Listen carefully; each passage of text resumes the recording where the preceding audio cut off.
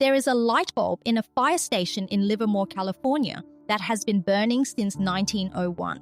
Its name is the Centennial Bulb. Engineers study it. Tourists drive hours to see it. It runs on 4 watts, casts a soft amber glow, and has outlasted every human being who was alive when it was first switched on. Here is the question nobody asks. If they could build a bulb that lasted 125 years in 1901, why does the one in your kitchen burn out every 18 months? The answer is not technology. The answer is a meeting. In December 1924, the men running General Electric, Philips, and Osram flew to Geneva. They sat around a table. Their agenda was simple. The Centennial Bulb could never happen again.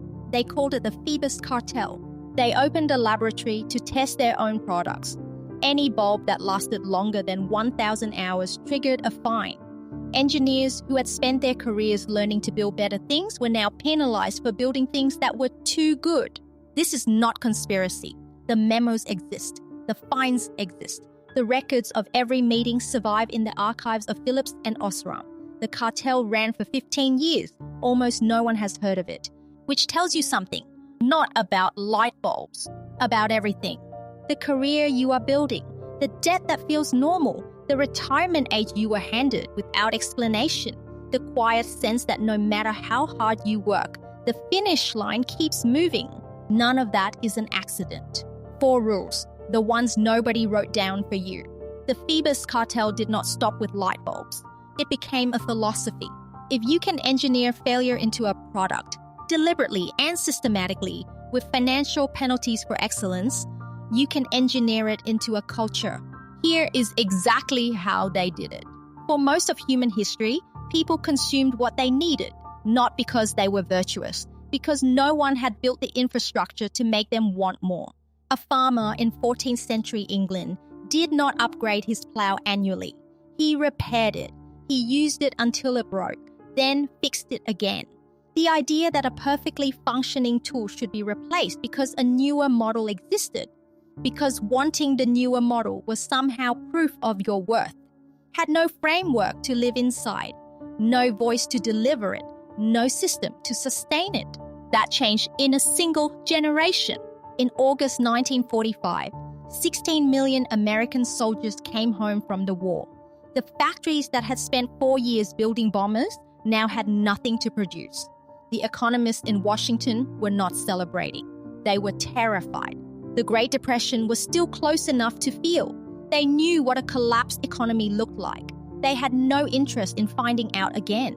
So they made a decision, a deliberate, coordinated decision. Spending would become economic policy. Interest rates were cut. Credit was extended to the middle class for the first time. The first credit card arrived in 1950. Debt was made tax deductible. Buying a house, a car, a refrigerator, these were no longer just purchases. They were acts of civic duty, patriotic ones, keeping the machine alive. Corporations moved in perfect step. Alfred Sloan at General Motors had already pioneered something he called dynamic obsolescence. Every year, GM released a new model, not because the engineering had changed, because the styling had. Last year's car would be made to look dated, functional still, but old. Sloan wrote that changes in new models should be, and I am quoting him directly, so novel as to create a certain amount of dissatisfaction with past models. Dissatisfaction? Engineered.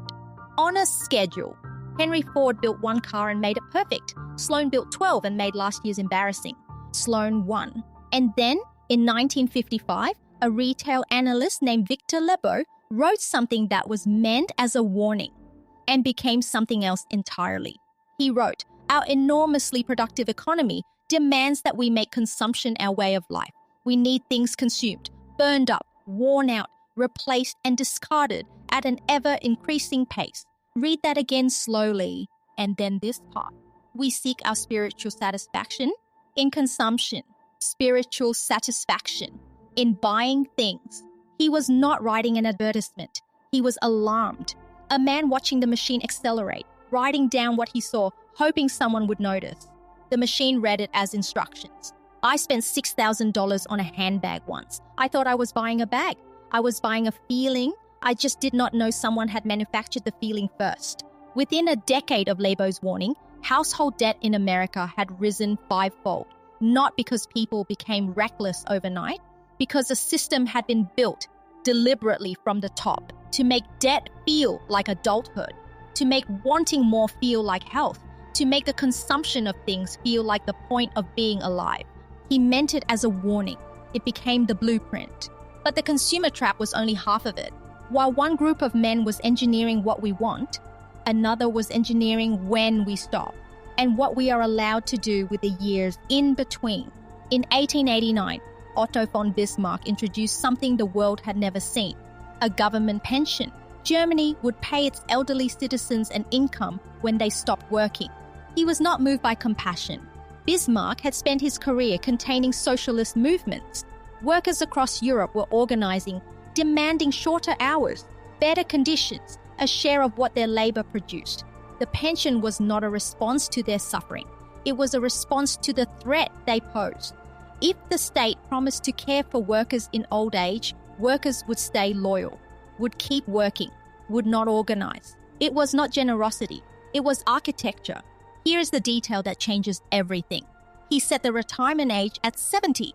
In 1889, the average life expectancy at birth in Germany was around 40 years old. That number is skewed by childhood mortality. Adults who survived their early years often lived into their 60s and 70s. But the government's actuarial math was clear. A significant portion of workers would pay into the pension their entire working lives and die before collecting a single coin. The finish line was set just past the cliff edge. Bismarck's pension was not designed to be collected. It was designed to be promised. Fast forward to 1935. America introduces Social Security. Retirement age, 65. Life expectancy at birth for men, 58. The Social Security Administration's own actuarial documents acknowledged openly that many workers would never collect. This was not a flaw. It was the funding model. And in that same era, something else was being built alongside it. In 1926, Henry Ford introduced the 5-day, 40-hour work week, not out of generosity, out of calculation. Exhausted workers made errors. Rested workers produced more. And workers with 2 days off had time to spend what the working days had earned, to want things, to buy them. The government made it federal law in 1938. 40 hours on. 2 days to spend what the 40 hours produced. Stop at 65 if you make it. That is the structure of the modern working life. It was not designed for you. It was designed around you. We inherited a roadmap drawn by people who expected us to die before we needed to use it. The 65-year finish line was not chosen because that is when human beings stop being useful. It was chosen because that is when historically most of them stop being alive. That is the line we are running toward. It is worth knowing who drew it. So, the things we want were designed. The timeline we are running was designed. And if you are sitting there thinking, why did no one tell me this? Why does everyone around me seem to accept it?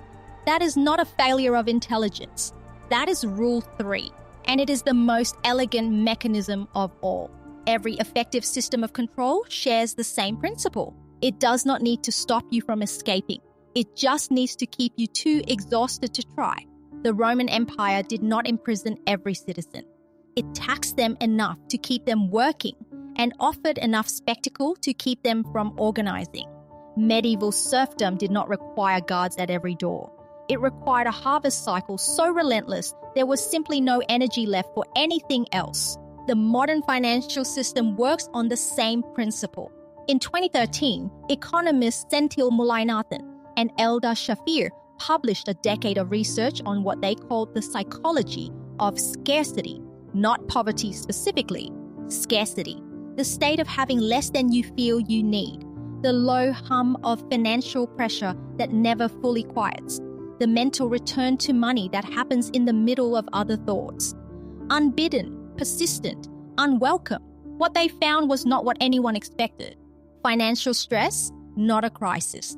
Just the ordinary ongoing pressure of not quite having enough does not simply feel bad. It measurably reduces cognitive capacity.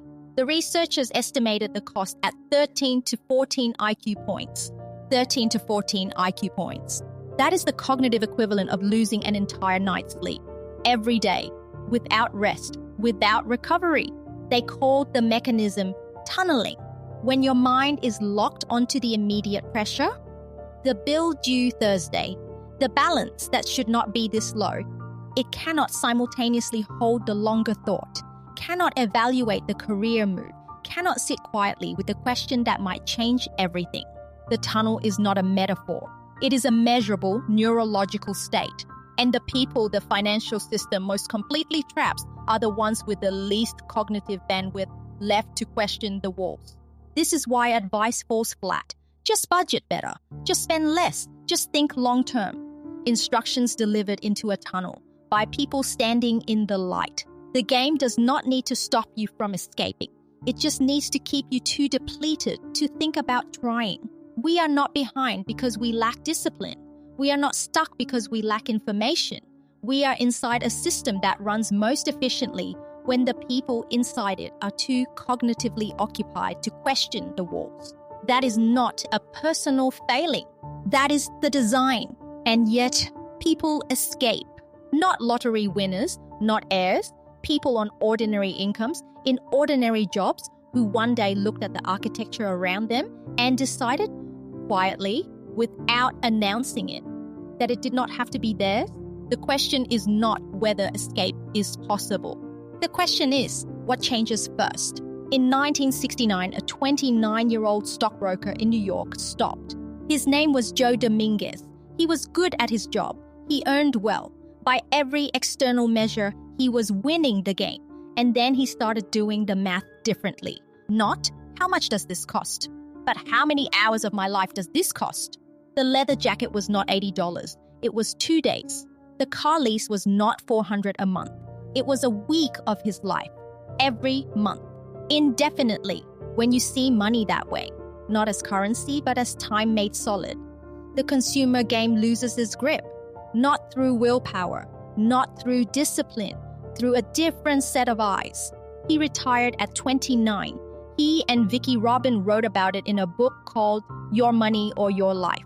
It became the foundation of what is now called the FIRE movement. Financial independence. Retire early. And the research on the people who actually achieve financial independence finds something that surprises almost everyone. They are not more disciplined than us. They do not earn more on average. They are not harder workers. In almost every case, what changed was not the spreadsheet. It was the frame. They stopped seeing money as the point and started seeing it as the tool. They stopped asking, how do I get ahead? And started asking, ahead of what exactly? The identity shifted first. The behavior followed, not the other way around. You cannot willpower your way out of a system you cannot see. But the moment the game becomes visible, the engineered desire, the invented timeline, the deliberate depletion, it begins to lose its grip. Not all at once, but it begins. Dominguez did not escape because he was exceptional.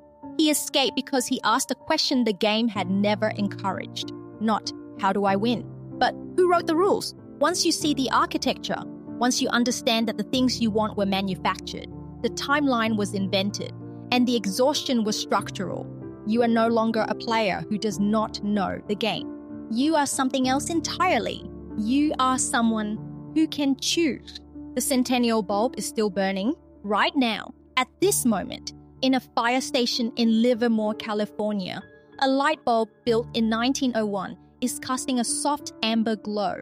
It was not supposed to exist. It was supposed to be the problem they solved. The inconvenient evidence that things could last.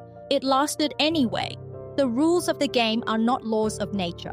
They are choices made by specific people in specific rooms for specific reasons.